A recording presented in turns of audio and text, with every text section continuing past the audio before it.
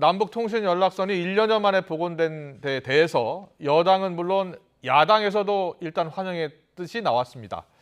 하지만 야권에서는 환영 입장과 함께 통신선 복원이 우리 정부의 일방적인 구애의 결과물이어서는 안 된다면서 서해 공무원 피격 사건 등에 대한 북측의 책임 있는 답변을 들을 차례라고 강조했습니다. 취재기자 연결해 알아보겠습니다. 황혜경 기자. 네, 국회입니다. 일단 남북통신연락선 복원에 대해서 여야 모두 환영 입장을 밝혔다고요? 네, 그렇습니다. 먼저 더불어민주당 송영길 대표는 SNS에 올린 글에서 가뭄 깊은 대지의 소나기 소리처럼 시원한 소식이라며 격하게 환영한다고 밝혔습니다. 또 이제 할 일이 많다면서 북한과의 직접 대화의 물꼬를 트는 일이 우선이라고 강조했습니다.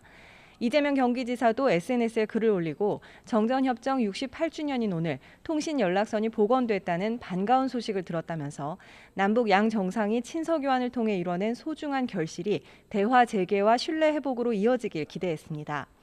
이낙연 전 대표는 남북 정상이 다시 시작한 담대한 걸음을 환영하고 응원한다며 문재인 대통령 재임 중 남북 관계에 또 다른 기회가 만들어지길 바란다고 전했습니다. 추미애 전 장관도 다시 평화의 시간이 도래했음을 헤아리고 단단히 준비해야 한다고 말했고 정세균 전 총리와 박용진, 김두관 의원도 각각 환영의 뜻을 밝혔습니다. 남북 통신선 복원을 환영한 건 야권도 마찬가지입니다. 다만 환영과 함께 우려도 드러냈는데요. 먼저 국민의힘 양준우 대변인은 논평을 내고 어떠한 관계도 물밑 대화는 필요하다는 점에서 통신선 복원은 환영하지만 이번 복원은 구애가 아닌 소통의 계기가 돼야 한다고 촉구했습니다. 특히 그동안 통신선은 북한 필요에 따라 일방적으로 단절과 재개가 반복됐다면서 서해 공무원 피격 사건과 국가보안기관 해킹 공격 등 그간 벌어진 만행에 대한 북측의 책임 있는 답변을 받아야 한다고 덧붙였습니다. 국민의당 홍경희 수석대변인도 논평을 냈는데요. 남북 간 최소한의 대화 수단인 통신선 복원은 환영하지만 통신선이 북한의 대남 압박 카드로 전락한 건 유감이라면서 서해 공무원 피격 사건에 대한 진정성 있는 사과와 재발 방지가 전제 조건이 돼야 된다고 밝혔습니다. 여기에 대해 야권 대선 주자들은 남북 문제가 국내 정치적 목적을 위한 기획물이 돼선 안 된다며 경계하기도 했습니다. 먼저 윤석열 전 검찰총장은 할 라인이 끊어진 것 자체가 말이 안 되는 일이기 때문에 복원된 건 다행이지만 북측 심기만 살핀다면 복원이 무슨 의미가 있겠느냐면서 북측의 할 소리를 다 할 수 있어야 한다고 밝혔습니다. 최지영 전 감사원장은 통신선 복원을 환영하고 또 이 같은 조치가 남북 간 군사적 긴장 완화에 도움이 되길 기대하지만 이번 일로 마치 한반도 평화가 눈앞에 다가온 것처럼 들떠서는 안 되고 차분히 상황을 관리해야 한다고 강조했습니다. 원희룡 제주지사도 SNS에 글을 올리고 청해부대 코로나 집단 감염 사태와 백신 부족, 김경수 전 지사 유죄 확정 등 악재가 잇따르니 정부가 북한발 훈풍 작전에 나선 것 아니냐면서 남북 관계는 회복하고 앞으로 나아가야 하지만 이런 식으로 정치에 이용하기 위한 쇼만 해서는 오히려 남북 관계를 망치는 일이라고 비판했습니다. 여야 대선 후보 움직임도 알아보겠습니다. 먼저 민주당 유력 주자 이재명 경기지사와 이낙연 전 대표 캠프 여전히 설전을 벌이고 있다고요? 네, 그렇습니다. 일단 이재명, 이낙연 두 후보 본인은 백제 발언이나 탄핵 표결 등 논란이 되고 있는 사안들에 대해 오늘은 직접적인 언급은 하지 않고 있습니다. 이재명 지사는 오늘 별도의 외부 공개 일정을 잡지 않고 도정에 집중했고요. 이틀 동안 호남 민심 공략에 공을 들인 이낙연 전 대표는 국회에서 주거 정책을 발표하는 등 정책 행보를 보였습니다. 자해성 공방을 멈추라는 어제 선관위 경고 이후 거침없는 난타전은 다소 수그러든 분위기입니다만 캠프 관계자들을 통한 설전은 여전했습니다. 이재명 캠프의 박찬대 수석 대변인은 CBS 라디오에 출연해 명백한 흑색 선전의 경우 당이 권고만 할 게 아니라 해당 캠프나 관여 인사에 제재할 필요가 있다면서 이낙연 후보 측을 압박했습니다.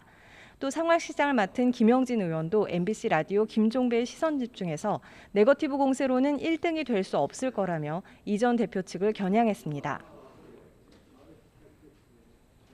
지지율이 되지 않는데 1등이 되기 위해서 일방적인 네거티브로 공격을 하고 있는지를 알고 있기 때문에 그 판단은 사실은 국민들과 당원들이 하고 있어서 네, 이에 대해 이낙연 캠프 상황본부장을 맡고 있는 최인호 의원은 같은 방송에서 탄핵 반대 사실을 수차례나 명백히 밝혔는데도 거짓말로 몰고 가는 건 전형적인 네거티브라며 반발했는데요. 잠시 들어보시겠습니다.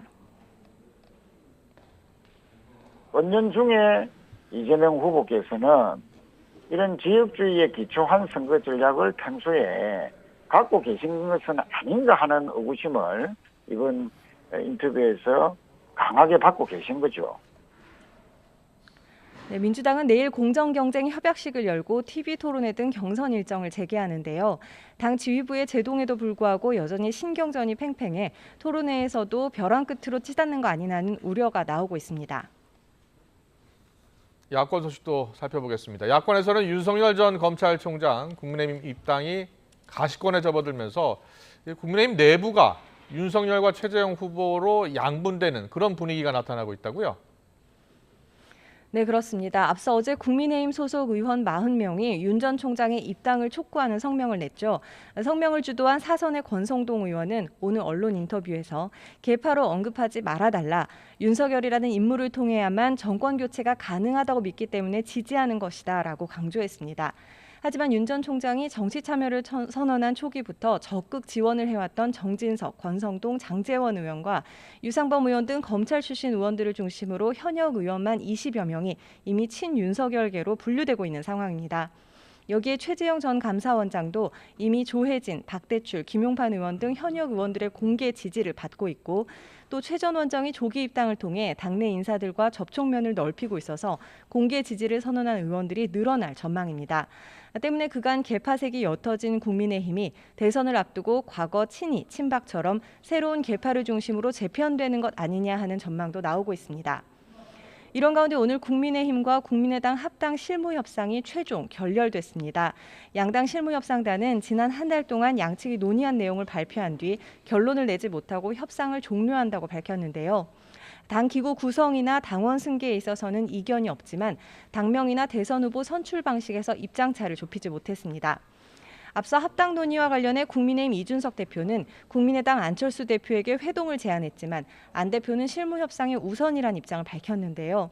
실무협상이 성과 없이 마무리됨에 따라 결국 대표들이 만나 정치적으로 결단하는 수순을 밟을 거라는 전망도 나오고 있습니다.